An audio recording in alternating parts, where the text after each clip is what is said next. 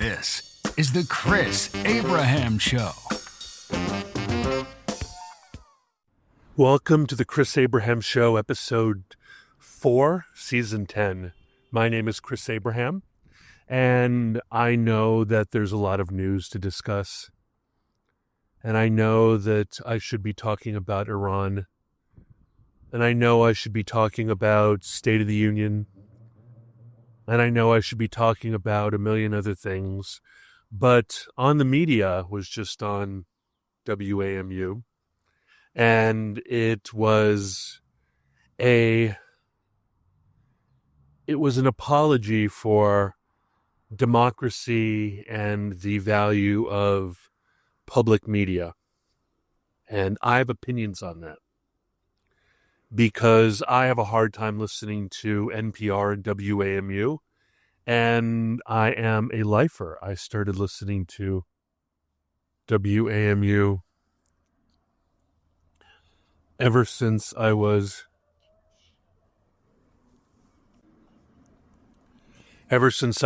23. I mean, I listened to it when I was a wee kid, but my parents listened to it, right? So, Garrison Keillor, listening to Garrison Keillor on the way home from North Shore, coming back to Salt Lake, Honolulu, in the family automobile, sleepy in the evening, nighttime outside, crossing pineapple fields or sugarcane fields or whatever.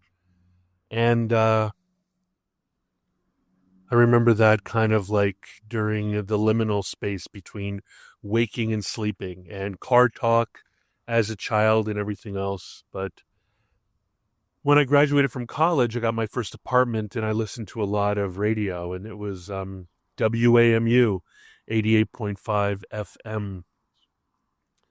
And that was the first time I thought maybe I should have gone to American University instead of GW, because AMU is American University, and they are the university that sponsors and hosts the NPR station, the talk-only NPR station in D.C.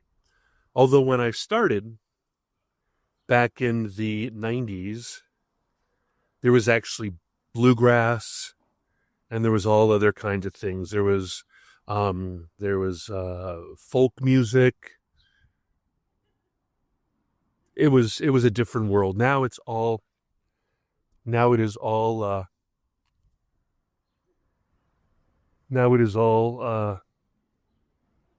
talk radio all the time. So I was listening to On the Media, and it was fascinating because, they consider our democracy a flawed democracy, and European Western democracies as good democracies. But now I have unlocked the cheat code. Democracy means compliant. Democracy means compliant and in line with messaging. Because every single European country that I know in the West, except for maybe the UK, seems to be, well, less and less. But when I was living there in the mid-2000s, late 2000s, it was a high trust environment. And when I lived in Berlin, which of course had its own NPR, American NPR station there, US NPR, I could listen to Wait, Wait, Don't Tell Me via the airwaves from my apartment in Moabit. But I think democracy only means compliant with the will of the aristocracy. Because if you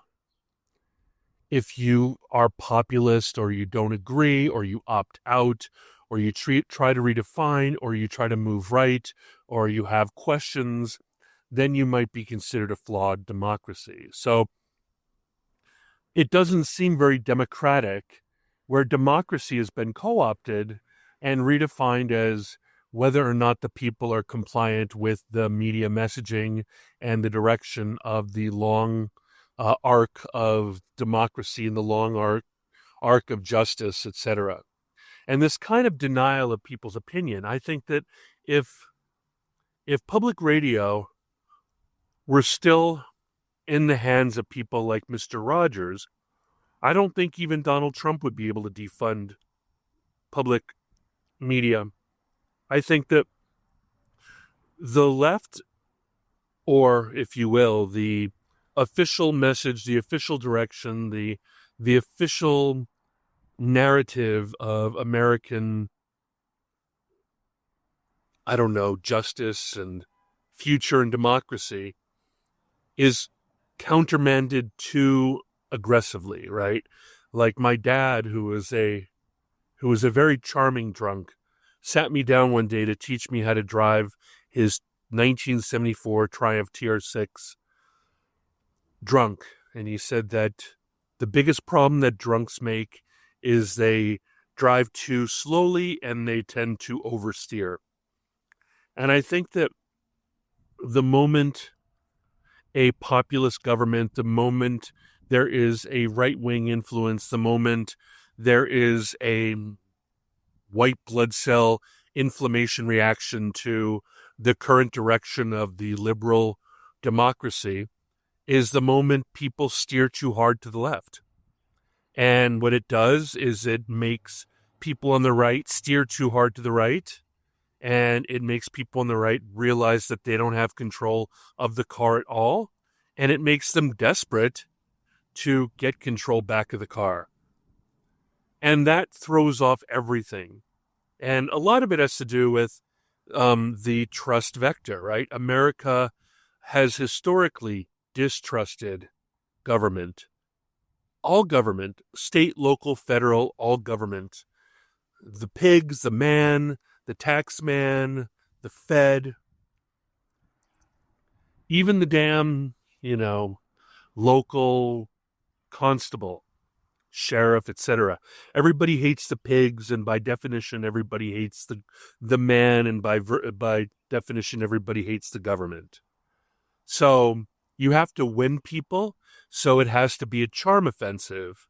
And once it goes from carrot to stick, the silent majority gets pissed and realizes, you call that a stick? This here's a stick. And the moment the neutralness or perceived value of public radio, if it looks like it's being weaponized against Donald Trump or republicanism or MAGA or populism or anti-migration or anything that feels anti-establishment disguised as anti-establishment, people are going to react. And this facade of democracy being the will of the people is bizarre. Whenever anybody gladly calls a country democratic, they are actually saying compliant with the goals and visions of their government, not sui generis. No,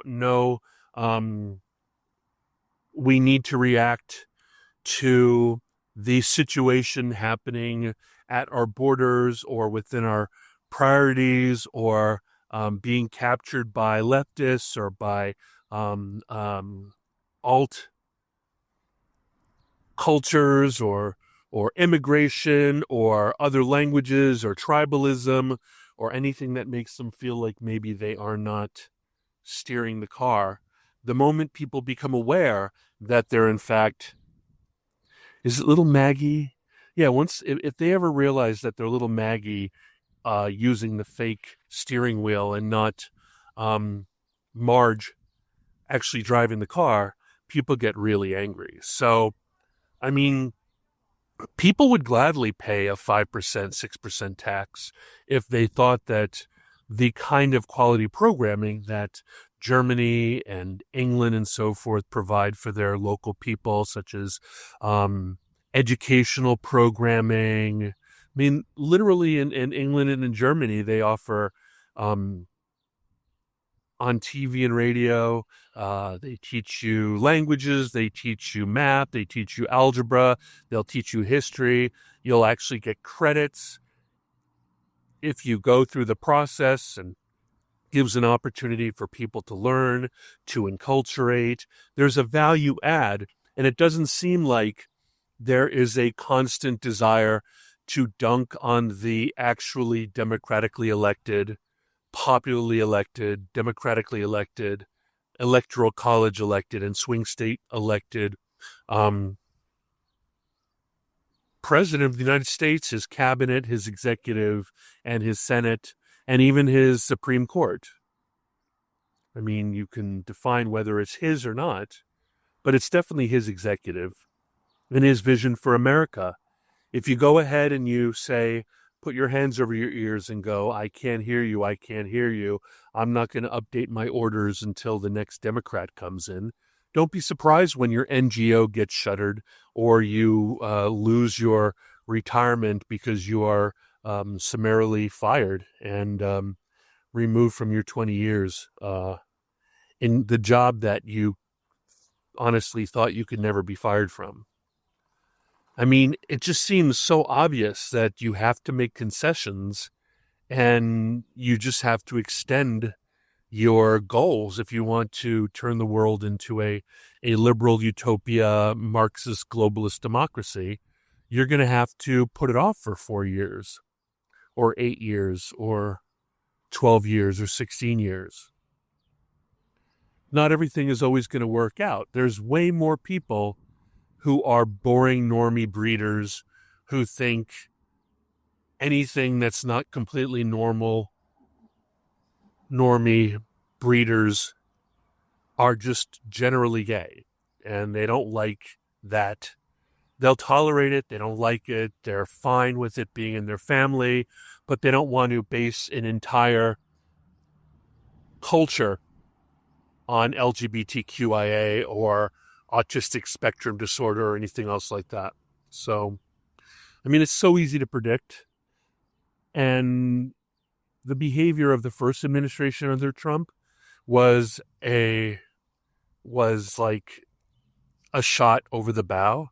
I mean, honestly, people were extremely amazed that Twitter and Facebook, et cetera, could actually remove a sitting president from social media, and that a full-time job of all radio programs, except maybe Newsmax and Washington Times and New York Post and Fox News, maybe Daily Wire, Daily Caller, but the rest of them were, disobey, deny. People were just not taking orders in federal government, nonprofit NGOs, even under the executive umbrella. People were literally slow walking things. They were being defiant.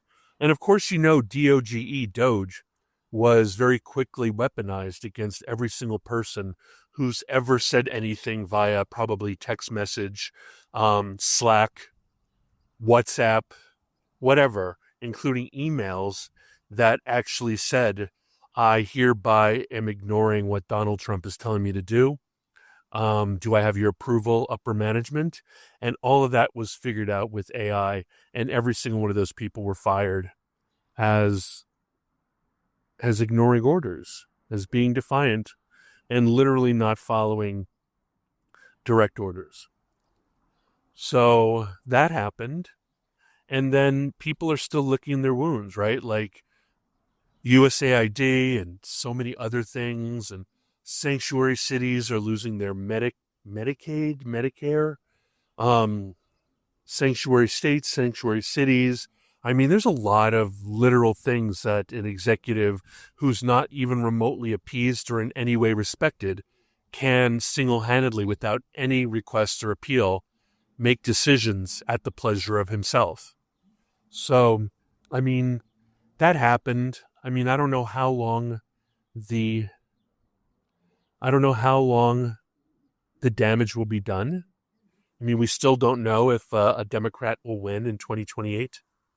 We don't know if J.D. Vance or Marco Rubio or maybe Tulsi Gabbard comes back. Or it's going to be AOC, or it's going to be Gavin Newsom, or if it'll be the dude from Philly, I'd vote for that dude. But like, it's really it's kind of, it was honestly, public media, they weren't assassinated, they committed suicide. I mean, it was suicide by cop, it was suicide by Trump, but it was done through hubris and pride and arrogance and vanity and envy. And it was all, every single mortal, what is it called? Every single mortal venal sin was perpetrated by the left. And and they fucked around and found out, and it just seems so obvious to me.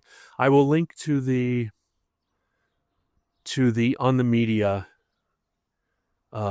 episode. I mean, On the Media is such a great resource for anybody, because it's like insider trading.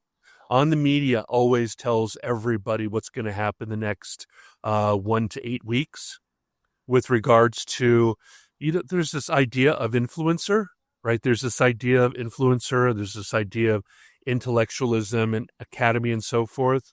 There's this idea of who influences the public, but there's also this idea of who influences the influencer. And it's generally more niche. And On the Media is definitely an influencer of the influencers. There's a lot of podcasts that do that, but there are very few mainstream NPR products. And when Donald Trump became president, On the Media went from being an obscure 6 a.m. during Biden. On the Media was relegated to 6 a.m. on really weird days, like 6 a.m. Saturday morning and 5 a.m. on Sunday, and 6 p.m. on Friday or whatever. And the moment Donald Trump came on board, On the Media got prime time, because there is a desire to forget with vibration mode on the alarm, and we need to make it full on whoop, whoop, whoop, whoop, whoop, whoop. So I don't know. There's a lot of impotence on the left. There's a lot of beclowning of oneself. There's obviously other things I've discussed, such as doubling down and becoming less populist and becoming more exclusive and becoming more elite and more obscure and more LGBTQIA, and doubling down on identity politics, doubling down on counterculture, doubling down on intelligentsia, doubling down on European envy and desire to have, I mean, it's so obvious. The funny thing is that everybody envies the parliamentary styles, so that you can actually get people through coalitions into the prime ministership who are extremely well-educated and beautiful, acceptable technocrats with amazing pedigree and degrees and acceptable beliefs in leadership. But people forget that MAGA is literally using American democracy like a coalition government. Anybody who wasn't under the parasol of the left, which, like I said, is really just what I like to call is liberal chic, or Marxist chic, or radical chic. That's the term. The kind of elite people who invite Black Panthers to their salons and think that they're so edgy because they know Black Panthers and they want to share that with all their friends, but literally everybody laughs at them because they're so out of touch. And you go ahead and do like daps, and you do knuckle bumps, and you do handshakes with them for the cameras. Then you roll your eyes so they can't see you, but you know that they're going to fund you, at least until they're distracted by another moral imperative, so they can put their money there and be associated with Free Palestine or climate, or they can be associated with ICE. The reason why I say ICE is I use voice to text a lot, and whenever I say ICE, it's just all lowercase.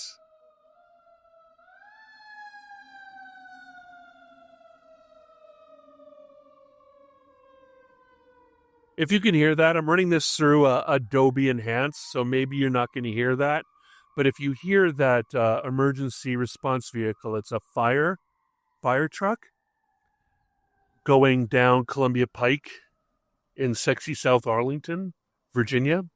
If you could hear that in the background, I want you to know that that's the sound I was talking about when it comes to the left, completely setting off the alarm, saying this is an existential threat. We don't like the fact that all of the presidential powers that really benefited Obama and Biden are being used against the left and all that other stuff. I mean, if I were to call the last 10 years and give it a name instead of the golden age, I would call it the FAFO age, the fuck around and find out age. Both the left and the right have done an amazing job of fucking around and finding out.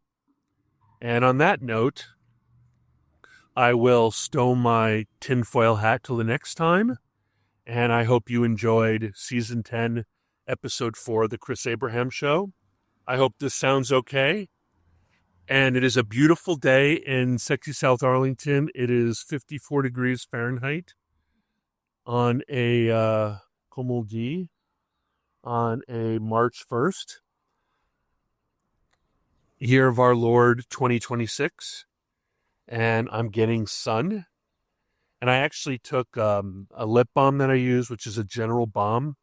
And I saw how nasty and how chalky and how ashy my arms and legs are out in this sun. And I actually did something known as skincare.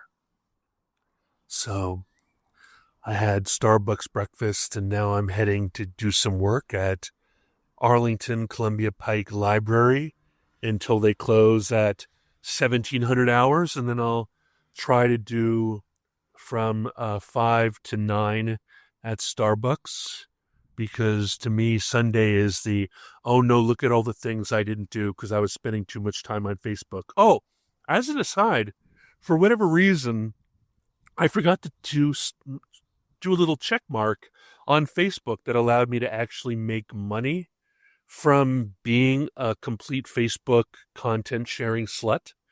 So now I'm actually, who knows, I might ascend to subsidizing my lavish lifestyle with money coming directly from Meta. So I predict, in my crystal ball, I predict that going forward, I'm going to be even more promiscuous, more slutty, and even even more shameless. And what else? I was going to say something else. Como dia. Well, that's it for now. I think that's enough. Oh, I'm still doing Meshtastic. I love it. I figured out how to turn off Bluetooth, connect it to the Wi-Fi router.